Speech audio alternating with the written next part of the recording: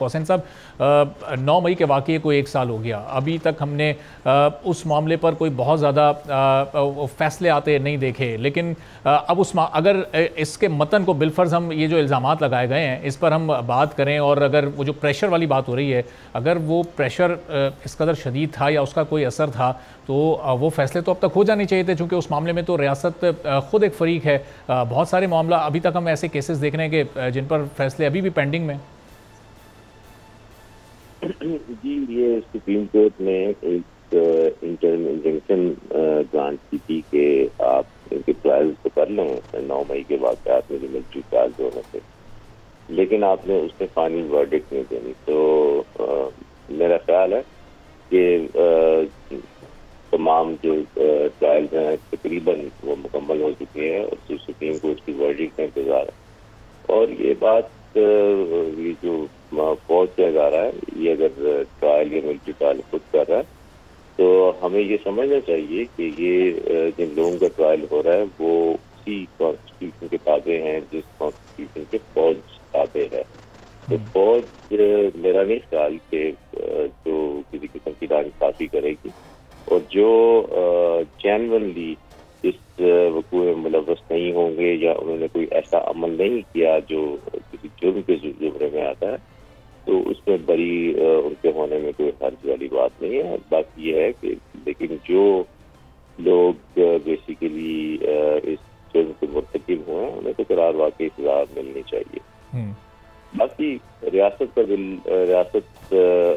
दिल जो होता है वो बहुत बड़ा होता है। हो सकता है कि कोई नरमी भी बढ़ती जाए, ये डिपेंड करता है कि उन कोर्ट्स ने जो हियरिंग की है उससे क्या नतीजा अखज़ है। सही। लेकिन अब हुसैन साहब, ये नुक्ता मैं राजा खालिद साहब की तरफ भी रखता हूँ। जो अब एक निज़ाम इंसाफ है पाकिस्तान का, उस पर पहले ही मुख्तलिफ हलकों से बहुत सारे फ़ैसलों पर बहुत तनकीद भी हुई है। अब ये जो इस वक्त ये ख़त लिख कर अपने तहफ़्फ़ुज़ात का इज़हार किया गया, ये इस तरह के जो इल्ज़ामात सामने आए हैं, अब इसके बाद पाकिस्तान के निज़ाम इंसाफ पर कितना बड़ा सवाल उठ सकता है? अब लोगों के जहनों में मुख्तलिफ तरह के ख़यालात जन्म लेंगे। फिर ये इस एक्ट को आप किस तरह से इस पर रोशनी डालेंगे? ये एक्ट इस मौके पर जिस वक्त रियासत पाकिस्तान को और हुकूमत पाकिस्तान को बड़े चैलेंजेस दरपेश हैं, ये वक्त ठीक था इस तरह की इल्ज़ाम तराशी के लिए? जी हुसैन साहब।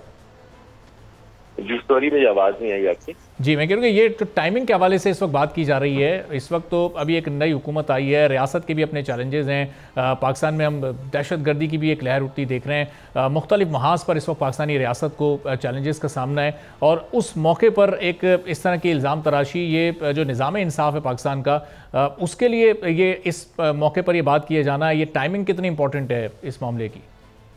जी, ऑब्वियसली जब कॉन्स्पिरेसी चल रही हो तो बेसिकली एक क्रिकेट में जो बैट्समैन हिट लगाता है उसकी टाइमिंग बड़ी ज़बरदस्त होनी चाहिए, और एक सियासत में या पॉलिटिकल अफेयर्स में जहाँ पे भी आप बदले के मौका मिले, आपको ये महसूस होता है कि बड़ा नाजुक इस वक्त चल रहा है, और बहुत सारे महाज आप रियासत का भी ना भी कहें तो फौज जिनसे नबरदाज मार, तो इन हालात। हुसैन साहब, ये खेल का मैदान भी नहीं है, ये सियासत का मैदान भी नहीं है, ये तो रियासत का एक बड़ा अहम सतून है अदलिया। ये ऑब्वियसली रियासत का कॉन्स्टिट्यूशनली तो हम नहीं कहते कि ये सतून है, लेकिन practically this is a pillar of the state. तो आप अगर अपने इदारों को कमज़ोर करेंगे तो कल को आपका इदारा भी कमज़ोर होगा, आप भी इसका निशाना बनेंगे। तो बेसिकली ये जो पब्लिक हुआ है ये लेटर, ये नहीं होना चाहिए था। दूसरी बात ये है कि आर्टिकल 209 के तहत तो सुप्रीम जुडिशल काउंसिल को इख्तियार ही नहीं है किसी किस्म की एडवाइस जारी करे। सही। और तीसरी बात ये है कि शायद ये फोरम भी दुरुस्त नहीं है। तो वैसे मेरी इत्तला के मुताबिक फुल कोर्ट का एक इजलास चीफ जस्टिस साहब ने तलब किया है। बिल्कुल, देखें उसका आउटकम क्या निकलता है, और ऑब्वियसली इसकी एक मरबूत किस्म की इंक्वायरी होनी चाहिए, और जो भी इन दोनों फरीकैन में गलत है उन्हें करार वाकई सजा मिलनी चाहिए। सब्सक्राइब करें और बेल दबाएं ताकि कोई खबर रह न जाए।